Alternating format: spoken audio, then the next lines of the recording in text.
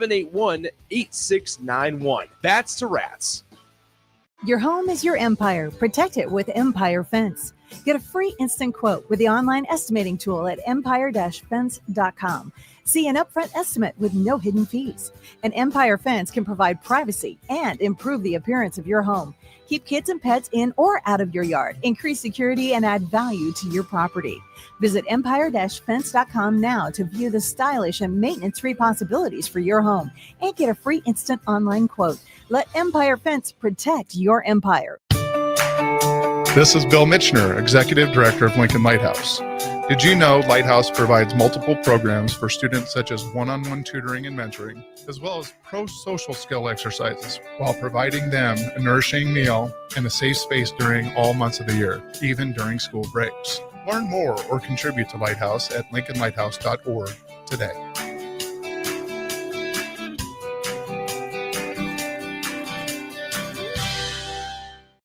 This is Lincoln's home for sports talk on the FM dial. Also online at theticketfm.com. On the internet, KNTK FM Firth, 93.7 The Ticket.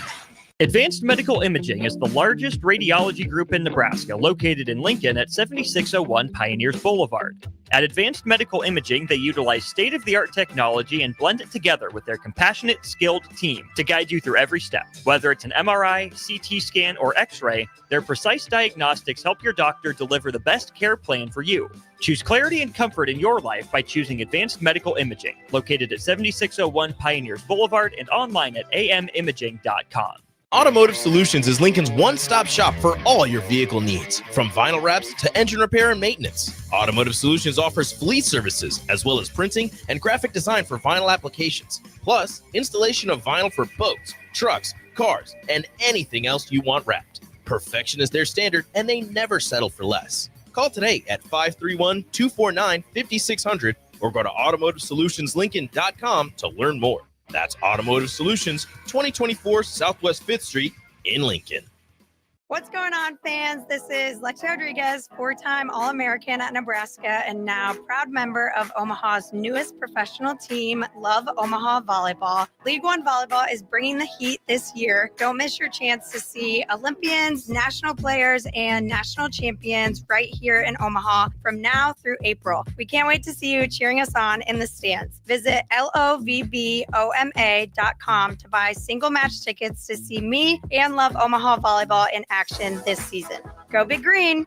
Husker fans, join Nebraska Women's Hoops as they face Michigan on February 6th at 7 p.m. Get ready for a full day of action as women's basketball is joined by other Husker teams to celebrate National Girls and Women in Sports Day. Arrive early for a meet and greet with Nebraska women's teams including soccer, tennis, track and field, swim and dive, and more. The meet and greet starts at 5:30 p.m. in the North Concourse. Get your tickets now. You won't want to miss this matchup in PBA. For event and ticket information, go to huskers.com/tickets. McKinney's Irish Pub in the Haymarket is your place for English Premier League soccer. On Saturday, Nottingham Forest plays Brighton at 6:30 a.m., followed by Newcastle versus Fulham at 9 a.m. To cap off the Saturday action, Wolves plays Aston Villa at 11:30 a.m. On Sunday, Man United plays Crystal Palace at 8 a.m., followed by Arsenal versus Man City at 10:30 a.m. You can find all this and more at McKinney's Irish Pub in the Haymarket, your place for English Premier League soccer, located at 8th and P. This is the Adam Carriker Show. Position right of the quarterback, out of the shotgun, 1st and 20. Jailbreak screen in the air. It is tipped. It is intercepted by Carriker at the Missouri 21-yard line. Live from the heart of Lincoln, America, 8-year NFL vet and All-American defensive lineman Adam Carriker. Shotgun snap to Everidge. He's got the left arm going, and now he's got a whole lot of Adam Carriker who rips him down inside the 25-yard line. On 93.7 The Ticket and theticketfm.com. Here is your host, Adam Carriker. Welcome in, ladies and gentlemen, to the Adam Carriker Show here on 93.7 The Ticket. All right, officially going forward, Monday, Tuesday, Thursday, Friday, 11 a.m. to 1 p.m. All right, DP did a phenomenal job that last hour. Unfortunately, starting on Thursday, you get me 2 hours a day going forward. And Monday, Tuesday, Thursday, Friday. And on Wednesdays, you get Steve Taylor, former Nebraska All-American quarterback, from noon to 1. You will get the Carriker Chronicles from 11 to noon on Wednesday as well. All right, and actually, you can tune in tomorrow. You'll hear the interview I just did with Grant Wistrom. So that'll be airing here on the Ticket tomorrow between 11 and noon. It was a phenomenal interview. Lots of things that we talked about, chatted about. But for today's show, I saw something yesterday on social media. Well, first of all, I must not forget my typical intro, because here on the Adam Carriker Show, what are you going to hear, Jake? What are they going to hear, Jake? You should know by now. I can't say it like you do. We don't have or to. as well. Yeah, go ahead. But Husker sports, college football, and sports in general. And what are they going to get when they hear those things? Entertainment? I don't know. I love it.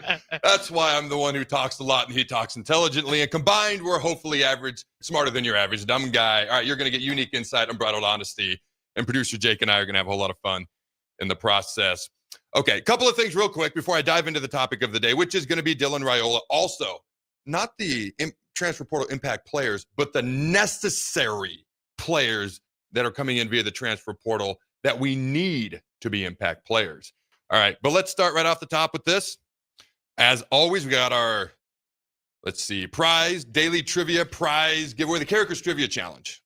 Okay, call this number. What is that number? 402-464-5685. It's always the same, but if you forget, there it is. We'll bring you on air. Do you have 3 questions for today? Yeah. All right, we'll bring you on air. You go against yours truly. I'm now 8-3-1. All right, I will get my revenge on Rico at some point, but for now, he's got bragging rights over me. But I'm 8-3-1 overall. But more importantly, you come on air, you get 3 questions, I get 3 questions. All right, and there will be a winner. The tiebreaker is ridiculous, but Jake refuses to change it. But you can win a $100 gift certificate to Automotive Solutions, 2040 Southwest 5th Street in Lincoln. The first person to call in will take on me, yours truly, Carriker's Trivia Challenge. The other thing we're doing, all right, the Super Bowl Squares giveaway. All right, and Jake, I'll let you chat a little bit about that, and then you can text in a response to this, simply what you think the answer is to the question that I'll give after Jake explains exactly what this is. So for the Super Bowl squares that we give out every year is for our party at Buffalo Wings and Rings. You do not have to be at Buffalo Wings and Rings if you do win a Super Bowl square. You can still win some of our prizes. Some of our prizes up for grabs, autographed jerseys of former Huskers that maybe have played in Super Bowls before. So we're giving out, trying to give out for a show throughout the week, throughout our main lineup. And so here we are trying to give out for the Super Bowl square. As far as the premise, again, you will have, you'll get put into a number group. You're going to want your, either the Chiefs and the Eagles to finish with the number that is designated. So what the person that will win the Super Bowl square will have a 7 for Kansas City and a 3 for the Eagles. So you'd want Kansas City, lose or win, doesn't really matter, to score 27 and the Eagles to score 23. Then you would win that Super Bowl square. All right, so thank you for explaining that. Here is, I'm actually going to give you the option, because I've got 2 trivia questions here. We can choose from either. Would you rather I ask a trivia question? Neither one of these are insanely easy or insanely hard, okay? You want me to ask a trivia question about Kirk Herbstreit or Chip Kelly? I like Kirk Herbstreit. Where, let me see if I get this right. Kirk Herbstreit's son, Chase, is committed to play at what university? All you have to do is type in the name of the university. Kirk Herbstreit's son, Chase, is committed to play at what university? All you have to do is text in that answer, ladies and gentlemen. We're literally trying to give stuff away here on this show. It's not my stuff, so it's easier, but we are trying to give stuff away here on the show. But this is what prompted the topic today. So I saw this thing from @Celtic_Husker on X. And it was a picture of Dylan Raiola with a card. Apparently he has a football card or something. I wasn't aware of this. But I see it, and whoever runs this account put, OMG, my glorious king got a card. So I couldn't tell, first of all, if this was sarcasm or if he was happy. I honestly couldn't tell if this was sarcastic or happy. Oh, my God, my glorious king got a card. I think it was supposed to be happy. Maybe it was sarcastic, but it got me thinking. Because Oregon is going to have a new quarterback next year. Dylan Gabriel's gone. Ohio State, Will Howard is gone. Michigan, probably starting a true freshman, Bryce Underwood. We'll see, but their starting quarterback from a part of last year, Alex Orji, is gone. Okay, and I know they started other guys, but probably going to have a new quarterback in Ann Arbor, in Eugene, in Columbus. Penn State, Drew Aller's back. He's really the major one. I believe Wisconsin's going to have a new quarterback. Iowa's going to be trying out a new quarterback. Luke Luke Altmaier from Illinois is back.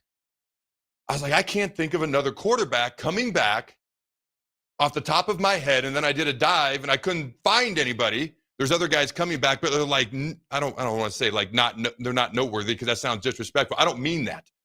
Like they haven't earned attention to the level some of these other quarterbacks yet. That's the way I'm going to put it.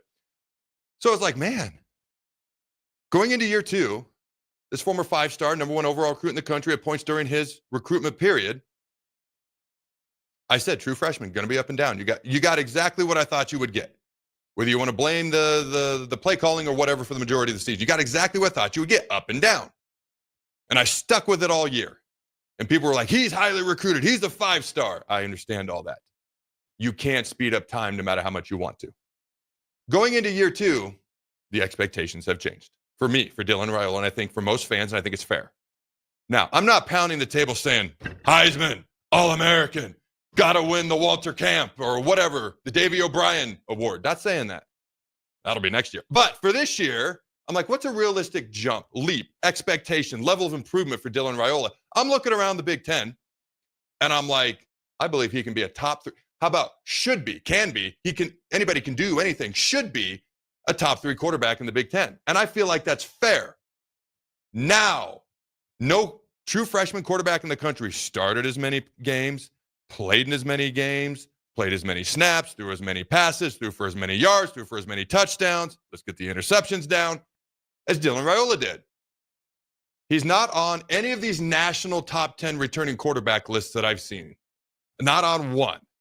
Okay, and I'm not bothered by that at all. Motivation. He shouldn't be offended. He should be motivated. Okay, it's not a big deal, but it should be motivation from my man Dylan.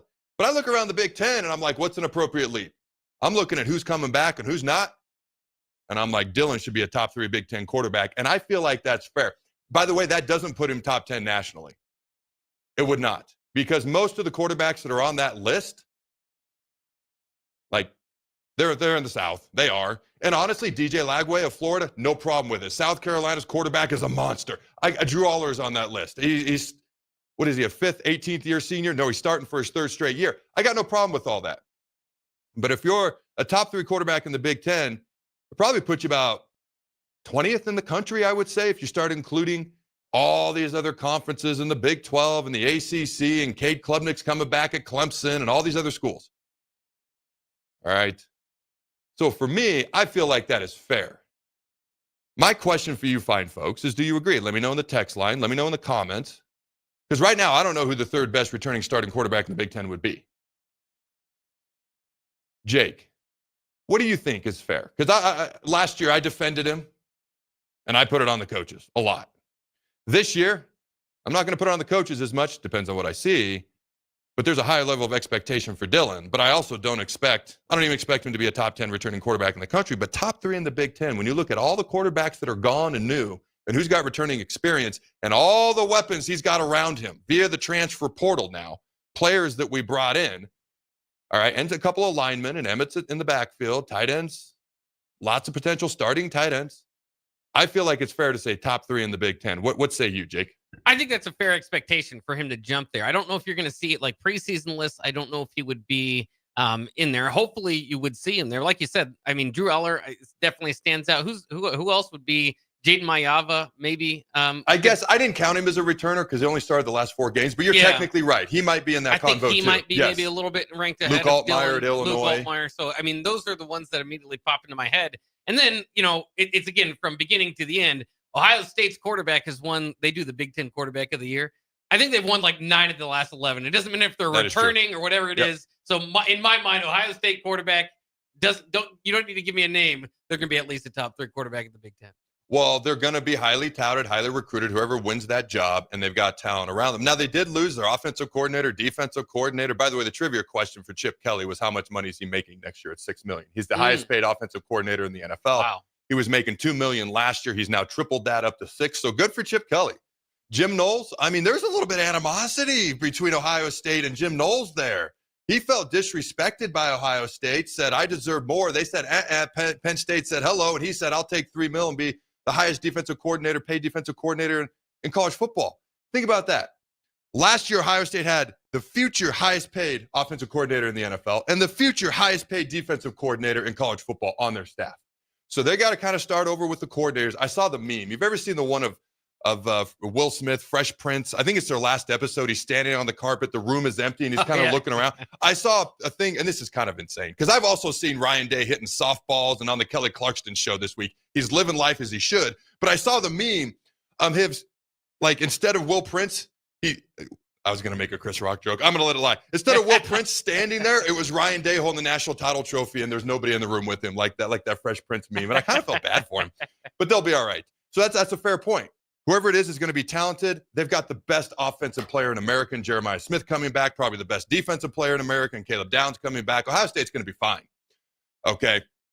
For me, I'm still looking like, hey, Dylan's got weapons. And if we're really going to take this year 3 jump that Matt Rule's talking about, to me, a jump is 9 wins. I'm not expecting 9 wins. I'm not predicting 9 wins, but I keep hearing this J word, jump. To me, a jump is not 1 win. It's not even 2. A jump is 3 wins, an improvement of 3 wins. Again, I'm not predicting that, but I keep hearing this. You're going to need Dylan to play like a top 3 or 4 quarterback in the Big Ten. Jaden Maiava, I hadn't counted him just because he didn't start the majority of the games, but he's clearly a returning quarterback and was their best quarterback last year. So that's another fair point.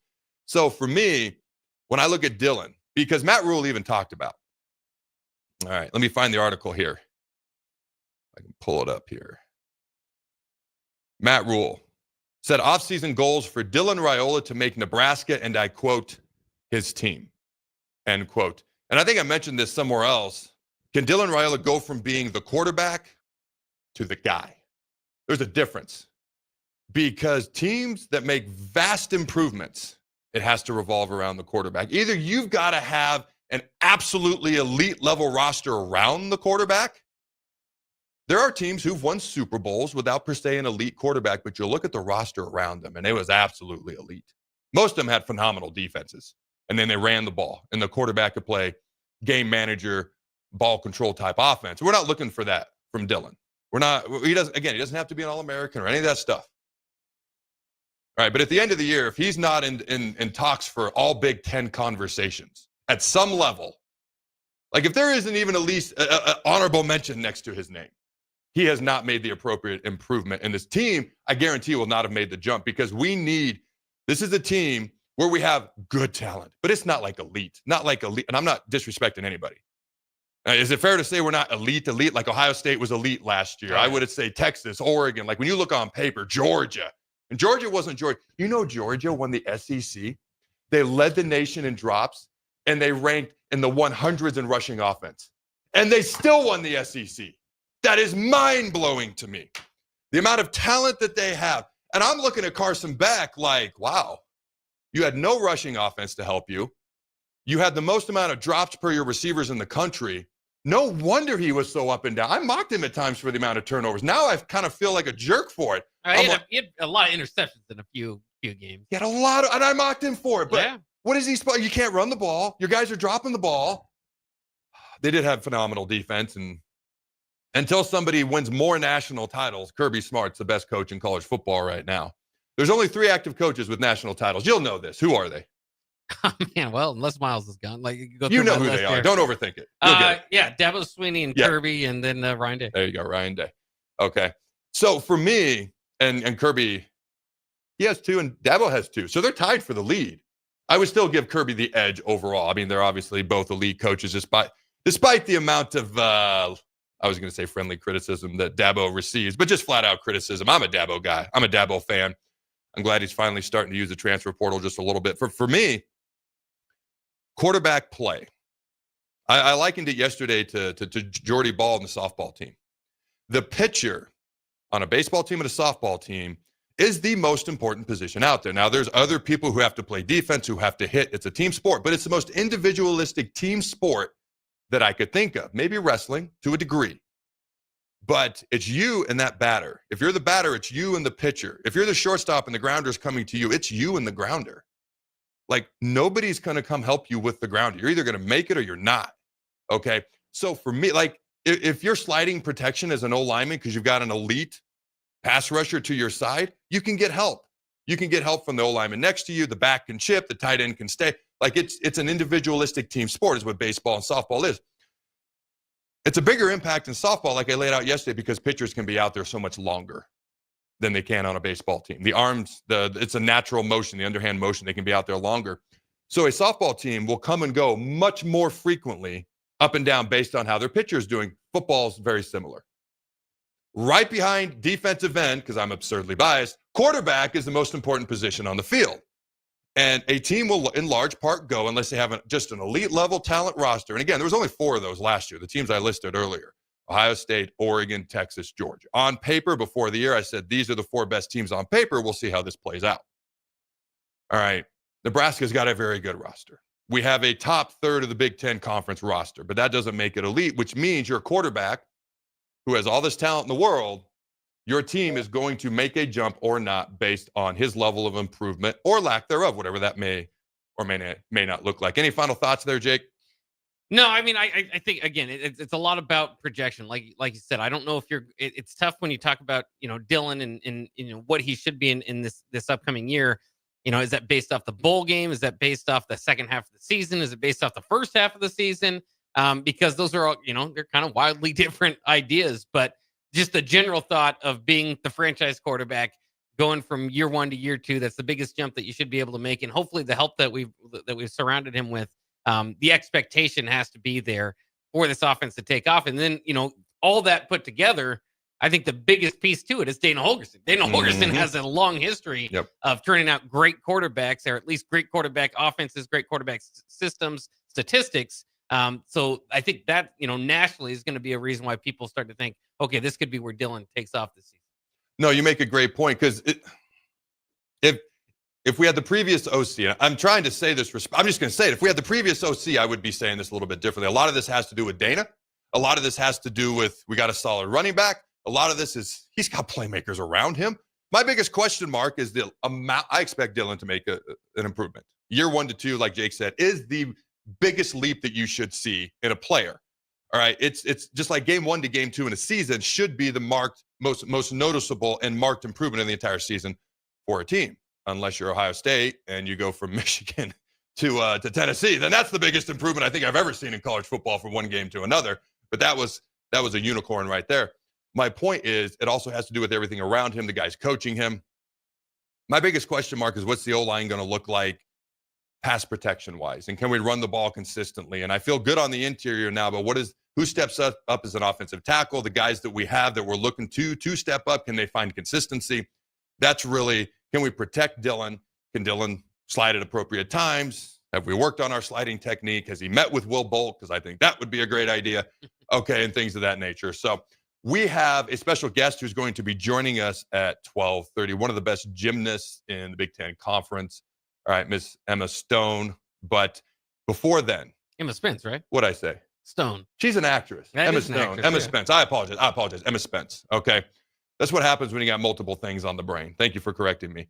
I do want to chat a little bit about some of the guys. We'll start this here. We'll interview Emma. She's going to practice, so we appreciate her working with her schedule and this show. And then we will wrap this conversation up the last segment. But the transfer portal players, no. Not who we expect to be an impact player. Who do we need to be an impact player? So we got about, 2-3 minutes here in this segment. So a couple of guys that I'm going to look at, and I want you to come up with a couple of guys there, Jake, as well. And I'm going to start on the defense, because offense puts butts in the seats. Defense wins games, and the trenches wins championships. I think a guy like Dawson McCullough is a guy that has to step up. He's got first-round talent and ability. And when Matt Rule said we're going to use him as a pass rusher, I got excited. I love that. We've got to be able to get after the quarterback more consistently. The first half of the year, we were top 5 in the nation in sacks. We did not finish in that same area, okay? And as the season went along, we lost more games. There's a correlation from turnovers to ability to get after the quarterback, lack thereof, to wins and or less wins. So for me, Dawson McCullough is a guy that pops into my head. And for no apparent reason, I turned on some Williams and Worry film yesterday. Dude, you can see why he's a 5-star. He looks like a man amongst boys out there. Like, they had the little arrow, like, this is him. I'm like, I don't need the arrow. I can see him before the ball is snapped. Like, we need him to play like he's capable of playing, still being a freshman, 4 years of eligibility left, redshirted last year. But we need him to play to the level that he can play. If we could have, and I think this is fair, he was a 5-star. Can he be a freshman All-American? Didn't say All-American, not even first team All-Big Ten. Freshman All-American on one side rushing the quarterback because he's a really good, talented pass rusher potentially, and Dawson McCullough off the other edge. That right there would be huge. Those are the first two guys that pop into my head. And one other I'm going to throw out there, and then I'll let Jake take it for a couple minutes, and we'll wrap this up at the end. Elijah Pritchett. You notice I didn't go to a single skill guy, although pass rushers have immense skill. I just want to put that out there. But I'm going to guys who get after the quarterback and guys who protect the quarterback. Elijah Pritchett. If he finds consistency and Dylan has time with his talent and the tools around him, it's going to be a fun season to watch. If we don't have consistent pass protection and if Pritchett's on the left side, his blind side, it's going to be more entertaining in a way we may not really prefer. So to me, those are the first three guys that pop into my head. Sorry, wide receivers. Sorry, every flashy positions. To me, it's Nwori, it's McCullough, and it's Elijah Pritchett. The guys getting after the quarterback and the guys protecting the quarterback and also opening holes so we can run the ball. You got a guy or two before we head to break, Jake, and then we can wrap this convo up after the interview in our last segment. Yeah, I mean, I just strongly reinforce the Elijah Pritchett one. I think that's the biggest one in this conversation. But I think Dane Key is very key, and I know like he's at the top, so it might be the obvious one, but that's because the expectation is for him to be more than what Banks and Nair was, I think, right? It is to come in and be, that all Big Ten type or close to it pair with Dylan Raiola. And, like you said, there's a couple options. Maybe an Isaiah Hunter's that guy. And so there's less pressure on Key. Maybe Hardly Gilmore breaks out, so it really just has to be one of them. But, that wide receiver unit, we talk about the weapons that Dylan Raiola has, but I still want to see it on the field and have one of these guys not just be pretty good or, that's pretty good for a Nebraska wide receiver, be one of the lead wide receivers in this conference. He was a guy I was going to mention, but just out of principle, I went to the trenches. But, we need wide receivers to get open.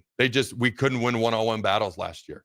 So he's a guy, whether it's him or Hunter or Gilmore or Cortez Mills or I haven't even said Barney yet. We need a few of those guys to step up as well. So, all right, we're going to take a break. When we come back, we will interview one of the best gymnasts in the Big Ten and, frankly, in the world. She's a former Olympian as well, Miss Emma Spence. Don't go anywhere. We'll be right back. Go Hog Wild Pit Barbecue. It's hard to choose a favorite at Hog Wild, but I'd have to say it's their award-winning ribs. Hog Wild buys their meat from those who share their high-quality standards, then hand rubs each slab with their famous seasoning blend and slow smokes them over hickory each and every day for flavor and tenderness you're gonna keep coming back for. Order online at GoHogWild.com. Hog Wild Pit Barbecue, 3210 Cornhusker Highway in Lincoln.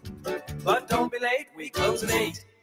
Landmark Implement, your John Deere dealer, invites you to their annual sprayer clinic at the Buffalo County Fairgrounds in Kearney on February 5th and 6th. This hands-on event offers expert training on John Deere and Hagee sprayers, covering topics such as machine maintenance, spray tip selection, and exact apply technology. New this year, classes on autonomy preparation, see and spray, and variable rate operation. Don't miss this opportunity, February 5th and 6th in Kearney. Learn more at landmarkimp.com/events.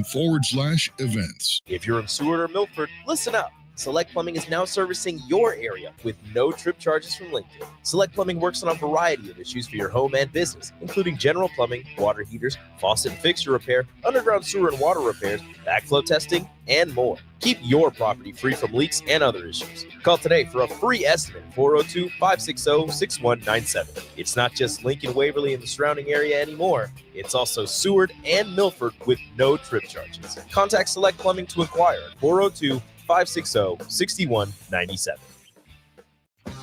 The electrical workers of Local Union 265 are now hiring licensed journeyman electricians from $32.50 to $42.50 per hour with paid benefits. And if you're looking for a new career, they're hiring apprentices at $19.50 per hour with paid benefits. Call the office at 402-423-4497 to apply. Start your electrical career today. Automotive Solutions is Lincoln's one-stop shop for all your vehicle needs, from vinyl wraps to engine repair and maintenance. Automotive Solutions offers fleet services, as well as printing and graphic design for vinyl applications, plus installation of vinyl for boats, trucks, cars, and anything else you want wrapped. Perfection is their standard, and they never settle for less. Call today at 531-249-5600 or go to automotivesolutionslincoln.com to learn more. That's Automotive Solutions, 2024 Southwest 5th Street in Lincoln. Davis Plumbing has been in business for over 15 years and is currently searching for journeyman plumbers to join their team. Experience is preferred, but not required for all applicants. When you join the team at Davis Plumbing, you'll receive full benefits package with paid time off. Join a small local business doing big things in Lincoln and surrounding areas. Apply today by calling 402-525-6922 or find them on social media. Davis Plumbing, locally owned and operated for over 15 years. Rico here with HIS Auto Care at 70th and Van Dorn, letting you know HIS is a great place to bring your vehicle for service. With superior service, bumper to bumper, we'll treat your vehicle like it's your mother's. Doesn't get any better than that. So call 402-488-8934 and HIS Auto will make you glad you did. 5% off, mention this ad, and for sure your mother will be proud you called. 402-488-8934, HIS Auto Care, 70th and Van Dorn. God bless you. Wrestling fans, it's time to elevate your game, just like Stevens & Smith Construction does for your concrete needs. As your full-service concrete contractor, we deliver solid results every time. From singles to doubles, fighting for inside position to scrambling reversals, we know how to pin down quality and slam expectations. Stevens & Smith Construction, a proud sponsor of Takedown Tuesdays on 93.7 The Ticket, where Husker wrestlers bring you all the action. Don't stall. Stevens & Smith Construction is here to help you build a concrete foundation for the win. Check us out at www.stevensandsmith.com because stalling is a penalty and winning is the only option. Husker fans, join Nebraska women's hoops as they face Michigan on February 6th at 7 p.m. Get ready for a full day of action as women's basketball is joined by other Husker teams to celebrate National Girls and Women in Sports Day. Arrive early for a meet and greet with Nebraska women's teams including soccer, tennis, track and field, swim and dive, and more. The meet and greet starts at 5:30 p.m. in the North Concourse. Get your tickets now. You won't want to miss this matchup in PBA. For event and ticket information, go to huskers.com/tickets. Midwest Bank is proud to be your local community bank right here in Lincoln. This is Travis with Midwest Bank, now with 2 branches conveniently serving Lincoln and 8 other locations across Nebraska. We're here to help you with any of your needs. From opening a checking account to buying a home or financing your business, our staff is here for you. Stop in and you might see Shin Daddy himself. Your community, your bank, Midwest Bank. Learn more at midwest.bank, member FDIC. If you're a veteran, our nation has created a wide range of benefits to thank you for your service, but it can be difficult to navigate the process of determining eligibility, filing claims, appealing decisions, and securing the benefits you've earned. Speak to your County Veteran Service Officer or the Nebraska Department of Veterans Affairs State Service Office to see what's available to you and your family. These services are 100% free, so visit veterans.nebraska.gov today. Sponsored by the Nebraska Department of Veterans Affairs, aired with the Nebraska Broadcasters Association and this station. Stop asking your friends if they're hosting a party this Sunday and come for the real party instead. Join 93.7 The Ticket for the big game at Wings and Rings at 68th and O this Sunday and walk away with great prizes just for showing up. Why worry about making a great spread of food for the game at your house when you can enjoy all the great wings and more at Wings and Rings? It's the big game party with 93.7 The Ticket at Wings and Rings this Sunday at 68th and O. This is the Adam Carriker Show on 93.7 The Ticket and theticketfm.com. Welcome back, ladies and gentlemen. We got a special guest on the line, 2-time All Big Ten performer, competed in the World Championship, competed for Team Canada and the Olympics as well. Miss Emma Spence, how you doing, my friend? Emma, can you hear me? Yep. How are you doing today? I'm good. How are you? I'm good. I appreciate you taking the time. I know you got practice at 1, so we're going to get right down to it. I know the events you do, okay, and the vault, the beam, the floor, all around. It's very impressive. My first question right out the gate. I am 6'6". I am 285. I want that to get lighter. I'm working on that. If the scale would cooperate, I'd be happy. But I look at the beam and I am terrified by that thing. So you've got to help me out with when you're learning the beam and how to do it and how you get good at something like that. For me, it looks very narrow and it looks like it's hard and it looks like it's a long way to fall. So learning the beam and getting good at something like the beam, what's the process of that like? Oh my goodness. Well, first of all, not going to lie, I get scared of the beam sometimes too. So totally understandable. I think just learning it at such a young age. I mean, I started gymnastics when I was 7 years old. So it started off with just walking on the beam. And then over the years, it progressed to doing all these crazy hard things that I do now. But probably just like the progression going to it. Like we start with the beam lower, like we have a floor beam close to the ground and we start on that. And then as you get older, as you start getting towards competing, you end up having to compete with the beam higher. But it definitely takes a lot of time. Between all the events that you do, vault, beam, all around floor, which one would you consider is the most challenging and most difficult in your opinion?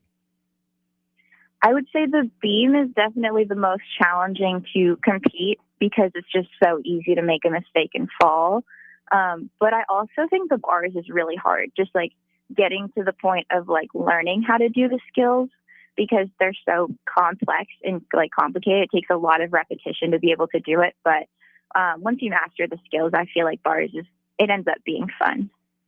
So you said you started at 7. So I had a daughter who was doing gymnastics for a while, Desiree, one of my twins. She's not doing it anymore, but she really, really liked it and enjoyed it. As time goes along, I knew gymnasts in high school and they would describe to me, and this is a guy who played a lot of sports, they would describe to me their schedule. And I was like, holy cow, there's so much time that goes into it.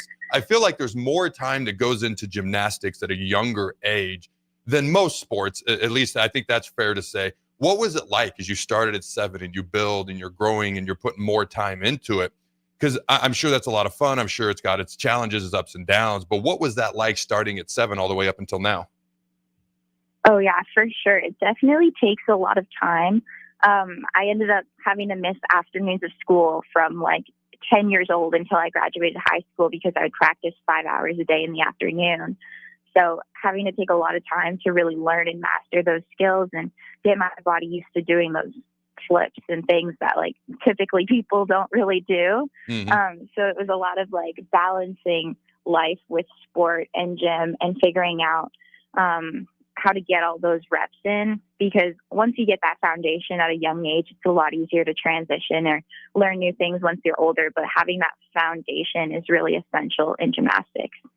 So you've competed for Team Canada. You competed at the 2018 Youth Olympic Games as well. What's it like when you're competing? I mean, obviously, if you're in the Big Ten and you're a gymnast in college, you're competing against the best. But when you start to incorporate Team Canada and from all around the world, what is it like at those events competing against the very best of the very best? It's insane, really. It's crazy because looking back, I've competed against so many Olympic champions now. At the time, even like when they were younger, the U.S. Olympic team ended up going and winning medals at the Olympics, which is just unreal to think that I competed against such amazing gymnasts. But for me, it was the feeling of representing my country on the international stage. There's really no other feeling like it. Getting to wear the Canadian national team Leo and stepping out and being introduced as someone representing your country and just knowing so many people back home were supporting you and wanting you to succeed is just such an unreal experience and feeling. So what's it like coming from Canada to Nebraska? Is it like a heat wave here in Nebraska compared to Canada? Or what was that like for you? Ooh, I mean, it's cold today, so it feels like home today. There's some differences, but honestly, overall, I feel like there's a lot of similar things, which is why I ended up choosing Nebraska. I come from a smaller town back home, more like, I don't know, people are really friendly and close-knit, which I feel like is pretty similar to here in Nebraska. The food's a little bit different. Some of the stores are a little bit different, but overall, I'd say it's pretty similar. So I'm curious. I've never been to Canada. I haven't tasted the food up there. What's different about the food from Canada to here? I mean, probably just like little things. Like I can't even be like, oh, like this is so different because we have burgers, we have sandwiches, we have like salads, like all those main foods. I feel like it's more like the restaurants that are different, like Chick-fil-A, for example, or Cane's and Culver's, like all of those foods or I guess chains in the U.S. are different than what I have in Canada, which is kind of nice. We have some little foods in Canada that they don't have here, like poutine, for example, is like the French fries with gravy and cheese curds. That's definitely a favorite back home. Mm-hmm. Actually sounds pretty good. I'm pretty hungry sitting here listening to that. But all right, talk to me about your head coach, Heather Brink. All right, she's been there since 2019. She's University of Nebraska's 5th gymnastics coach. Talk to me about what it's like learning from her and competing for her and your teammates as well. Heather's just an incredible person. I mean, the reason I came here in the first place was because of her. I've had such a great connection and relationship with her since the start, especially because she also used to compete on the national team for the U.S., so she kind of understands what that was like for me transitioning into the NCAA world of gymnastics. And she's just such a caring and supportive person that has been able to help guide me through adversity and overcome challenges and also celebrate the wins. All right. I feel like this is a stupid question because everyone wants to win the championship, but what is the ultimate goal this season, whether it be individually as a team, but in your mind, what's the ultimate goal for this gymnastics season? You know, ultimately the goal is to win a championship or just to go as far as you can in the season. So that's definitely what we're looking to do as a team.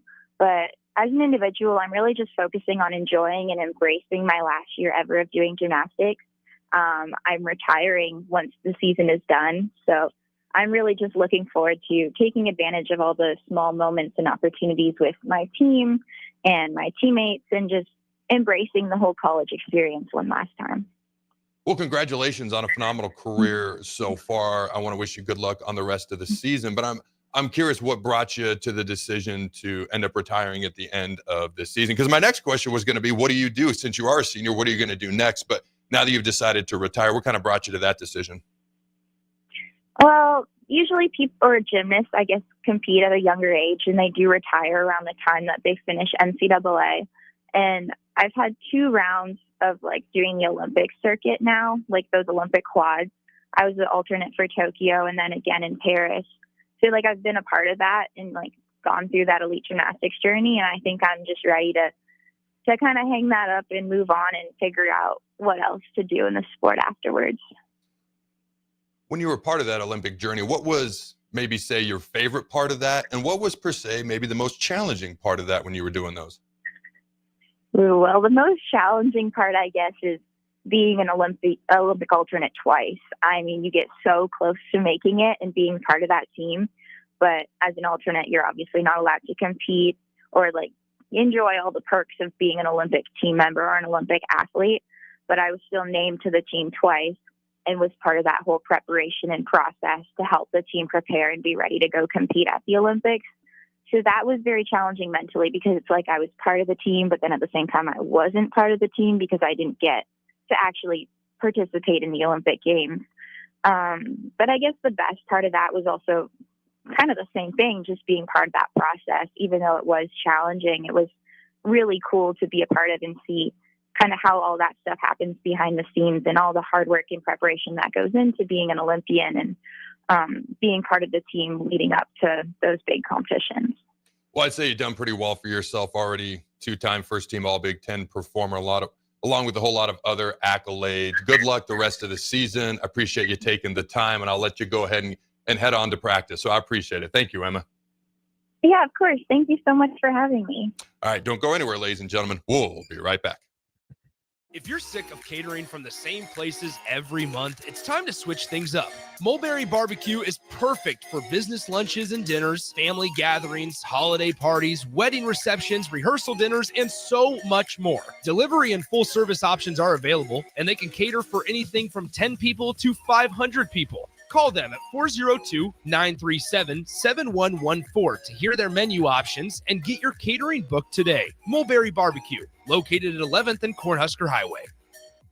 Hi, Sean Callahan here of HuskerOnline.com, inviting you to join us here on 93.7 The Ticket every Saturday morning now. In our new time, we're on from 8 to 9 with the weekly Husker Online radio show. We'll give you the latest in recruiting. We'll talk about what's going on with both football, basketball, and we'll probably share a few stories from the inside. It's every Saturday morning right here on 93.7 The Ticket. It's the Husker Online radio show from 8 to 9 a.m. McKinney's Irish Pub in the Haymarket is your place for English Premier League soccer. On Saturday, Nottingham Forest plays Brighton at 6:30 a.m., followed by Newcastle versus Fulham at 9 a.m. To cap off the Saturday action, Wolves plays Aston Villa at 11:30 a.m. On Sunday, Man United plays Crystal Palace at 8 a.m., followed by Arsenal versus Man City at 10:30 a.m. You can find all this and more at McKinney's Irish Pub in the Haymarket, your place for English Premier League soccer, located at 8th and P. When you need a new water heater, nothing beats the ProLine family of water heaters from A.O. Smith. ProLine models are built using commercial-grade components, meaning they're built to help you tackle your toughest days. No matter if you need a gas or electric model, A.O. Smith has a ProLine unit for you. A.O. Smith, innovation has a name. Call Wellman Plumbing at 402-434-2400 for a great deal on a water heater today. Again, that's 402-434-2400. Empower a child today with the Teammates Mentoring Program. Hope is only a conversation away when you choose to share your talent, time, and heart with a child. Together, you can build a relationship based on strengths and chart a brighter future, 1 week at a time. Find out how you can be a mentor by visiting LincolnTeammates.org. Become what you needed as a kid by joining the Teammates Mentoring Program today. Landmark Implement, your John Deere dealer, invites you to their annual sprayer clinic at the Buffalo County Fairgrounds in Kearney on February 5th and 6th. This hands-on event offers expert training on John Deere and Hagie sprayers, covering topics such as machine maintenance, spray tip selection, and exact applied technology. New this year, classes on autonomy preparation, see and spray, and variable rate operation. Don't miss this opportunity, February 5th and 6th in Kearney. Learn more at landmarkimp.com/events. Gentlemen, Valentine's Day is just around the corner. Don't be that guy running to the store for flowers and a card on your way home. Hey, Rick Heyman here from Sartor Heyman Jewelers. We have great Valentine's gifts in store now. And if you spend $99, we'll throw in a free bouquet of a dozen roses. Give her what she really wants this year and let us do the rest. Sartor Heyman Jewelers, your hometown jeweler since 1905 in Lincoln and Grand Island. Online at sartorheyman.com. 93.7 The Ticket, Fox, KFXL weather. Brought to you by Bryant Air Conditioning, Heating, Electrical, and Plumbing. Your Lincoln forecast for today. We'll see mostly cloudy skies with a few flurries possible and a high around 31. Tonight, cloudy skies and light winds with a low near 22. And tomorrow, a chance of freezing drizzle, otherwise cloudy with a high near 33. I'm meteorologist Kyle Cook for 93.7 The Ticket and theticketfm.com.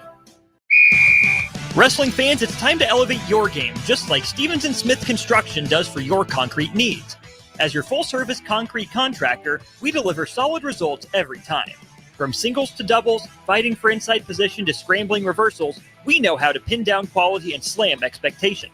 Stevens & Smith Construction, a proud sponsor of Takedown Tuesdays on 93.7 The Ticket, where Husker wrestlers bring you all the action. Don't stall. Stevens & Smith Construction is here to help you build a concrete foundation for the win. Check us out at www.stevensandsmith.com because stalling is a penalty and winning is the only option. Hey volleyball fans, this is Laura Dijkema, national player of the Netherlands and now the setter on Omaha's newest professional team, Love Omaha Volleyball. League volleyball is bringing the heat this year. Don't miss your chance to see Olympians, national players and national champions right here in Omaha from now through April. We can't wait to see you cheering for us in the stands. Visit lovboma.com to buy single match tickets to see me and Love Omaha Volleyball in action. Go Big Green! Stop asking your friends if they're hosting a party this Sunday and come for the real party instead. Join 93.7 The Ticket for the big game at Wings and Rings at 68th and O this Sunday and walk away with great prizes just for showing up. Why worry about making a great spread of food for the game at your house when you can enjoy all the great wings and more at Wings and Rings? It's the big game party with 93.7 The Ticket at Wings and Rings this Sunday at 68th and O. Hey Husker Nation, this is Todd Euler, two-time national champion, here to talk to you about Window World Lincoln. At Window World, we specialize in replacement windows, doors, siding, and roofing. Whether you're looking to enhance the beauty of your home or increase its energy efficiency, we've got you covered. And here's the best part. We offer the best for less. Our team is dedicated to providing top quality products and exceptional service at affordable prices. We want to earn your business and make your home improvement dreams a reality. So why wait? Contact Window World Lincoln today at 464-7313 or visit our website at windowworldlincoln.com. Window World Lincoln, where quality meets affordability. This is the Adam Carriker Show on 93.7 The Ticket and theticketfm.com. Boom! Welcome back, ladies and gentlemen, to the Adam Carriker Show here on 93.7 The Ticket. This segment of the Adam Carriker Show is sponsored by our good friends at Mulberry Barbecue. At 11th and Cornhusker, open Monday through Saturday from 11 a.m. to 8 p.m. Try their burnt-end sandwich, a brisket burrito, barbecue nachos, a full slab of ribs, a half-smoked chicken, and much, much more. They have incredible sides and get fueled for lunch today or make dinner plans at Mulberry Barbecue by Single Barrel, located at 11th and Cornhusker.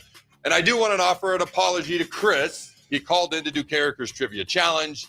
I was in the middle of my diatribe. Jake did not want to interrupt me. I said, next time, Jake, just hurl crap at me and get my attention. He called in. We will bring back Carriker's Trivia Challenge on Thursday, and the caller is always the priority. All right. We have listed, 4 names so far? The guys who need to make an impact. So we're going to do our top 10, and there's 16 guys currently in the transfer portal class. Adam, 10, that's like over half. Yeah, these guys are being brought in as transfers to make an impact now, way more often than not. So the guys we've mentioned so far, Dawson McCullough, Williams and Worry, all right, and Elijah Pritchett, and you mentioned Dane Key. All right, did you have another one? That's 4. Let's get to 10 there, Jake, because it wouldn't surprise me if 10 to 12 to 13 of these guys started for us next year. Who do you got next? Well, I do want to give a shout out to the text line because they've got a pretty good point. All right. Don't forget the long snapper, Timmy. I'm getting there. Yeah. I'm getting there. Okay, don't steal my long. I'm getting there. Him and the punter are on my list, but go ahead. Yeah, those are all important too. But as I was kind of saying, that wide receiver position, that we talked about it earlier, top 5 wide receiver position in the country, and really had some problems last year, as we mentioned, perimeter blocking, getting out of jam coverage, and so. I think Isaiah Hunter. It's crazy. It's hard to kind of figure out what are your expectations for each one of them individually, because I think you've said before that the staff's really excited about Harley Gilmore and his opportunity. You kind of think about the return of Corey Barney. Maybe he could rise up and be the best receiver there. But I mean, I think you've got to think in Isaiah Hunter and Harley Gilmore. You got to put those near the top as guys that you expect to come in here and have a big contribution out of the portal. So that would get, I have no argument whatsoever. We need 3 wide receivers to step up, at least 2, obviously, but probably 3 in a Holgerson type offense. So that gets us to 6. So my next 2, the text line is 100% right. I was going special teams. Kevin Galick. I mean, we win 2 more games next year if we can properly snap a ball, at least. I've said it before. I'm not going to explain why again. It was Illinois. It was Iowa. Okay, and maybe another one in there. So Kevin Galick has got to be on this list. I mean, Matt Rule said it wasn't the X's and O's, it was the long snapping issues. Well, we had some blocking issues and things of that nature as well. But Kevin Galick is on this list for me. I thought Brian Buschini did a very good job last year. I mean, the man got a black shirt at one point, for crying out loud. So I want to put Jack McAllister on here as well because I want to emphasize special teams. But what I'm going to do, not that he's not important and he's going to start for us, we can only pick 10. I'm still going to err towards special teams with Andrew Marshall because hopefully the anticipation is he'll be the other starting quarterback and a kick returner.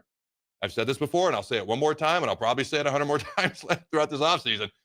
But we have not averaged 10 yards per punt return since 2016. He averages 10.7 yards per punt return. He also averages 41.4 yards per kickoff return. Again, I don't expect that average to continue. But I'm putting him next simply because of the special teams defensive potential starter combo, which gets us up to 8 players. I got 2 more in my head, but go ahead there, Jake. Well, I think Marquise Watson-Trent is a guy that we think that will probably start at linebacker. He had 100 tackles, 100-plus tackles 3 straight years at Georgia Southern. I don't think Nebraska's had a 100-plus tackler since Luke Reimer. I think it's sophomore year. So I have the expectation that he can duplicate that. I have the expectation that he can come in here and lead the team in tackles. And that's maybe a big ask, jumping up to the Big Ten. He doesn't have the biggest body. But I think if you got a nose for the ball, you got a nose for the ball. I think he can lead the team in tackles. And I don't care, to be clear. And again, we throw out these names. I'm going to emphasize this is who we anticipate to start. If this changes, I don't care. It's whoever earns the job. But we can't talk about everybody on the roster. Right? Well, we could, but the show's only so long. So Vincent Shavers, Willis McGahee, Dawson McCall, whoever it is, I don't care. Marquise Watson, Trent, I don't care. I would, if I had to make a preseason guess and or bet, I'd put it on Marquise Watson, Trent. Okay, is that 8 or 9? I lost track. I think it's 9. I'm not a math major. Okay. If you have a honorable mention, that's fine. I'm going to go with Rocco Spindler because we need offensive line help. And all I've done is sit here and say, we need more offensive linemen, so we finally get one. How could I not put him in the top 10? And again, this isn't a ranking of 1 through 10. This is just kind of how we chose to talk about him in no particular order. But Rocco Spindler has got to be one of the top 10 necessary players that we need to come in from the transfer portal and make an impact this year. Elijah Pritchett, Rocco Spindler, the offensive line needs to take a step, not just Dylan Raiola, like I talked about earlier in the show, but the offensive line as well. Do you have any honorable mentions there, Jake? I don't necessarily, but I do want to shout out those names like Marcos Tavia, the quarterback, Justin Rhett, the cornerback from Georgia, Jameer Khan coming in, Jalen George, Gabe Moore. I mean, I think all these guys feel like maybe longer term plays, but usually there is at least 1 or 2 guys out of that group that will jump up and surprise and help you immediately. And especially on the defensive line between Jalen George and Gabe Moore, I think there's going to be opportunity for playing time. Actually, you make a great point. Maybe we see them as down the road, but we need someone to step up on the D line. Maybe I should have put them towards some of the first names that I mentioned, because we need some guys up front to step up. We lost all 3 starters. That doesn't mean there's gigantic holes. It means there's guys with things to prove. Gabe Moore, Jalen George, maybe I should have put them in there. They definitely deserve to be honorable mentions, if nothing else. But we need guys on the defensive line to step up as well. There's a reason I said 10, even though there's 16 guys in this class, because a lot of these guys, the anticipation is that they're going to earn starting jobs, which is why they've been brought in. All right. And that includes guys on that defensive line. As much as the offensive line, to be honest with you, as talented as I think our second level, the linebackers is, and as experienced as our third level, the DBs are, everything starts up front. Again, offense puts butts in the seats. Defense wins games. The trenches wins championships. And I am going to circle back to Jack McAllister because, by God, special teams is a third of the game. And Kevin's older or younger brother, I have not got it confirmed either way, is very, very important, because being able to pin other teams deep, being able to flip the field as a punter, to me, when they gave Bushini a black shirt, I was like, this dude, this punter, he's either making it so we have to defend 50 yards of field as a defender, or 80 or 60 or 70. That matters. Think about field goals that are missed by inches. Okay, where did they start with the ball? Where did they start their drive? It's not just the defense as the drive's going on, but did they start at their 25 or their 12? It's a big difference. All right, ladies and gentlemen, it's been a phenomenal day. Jake, as always, it's been a pleasure. Enjoy your Wednesday. Don't miss me too much. I'll see you fine folks on Thursday, 11 a.m. to 1 p.m. Until then, go Big Red Nose. Remember to throw the bombs.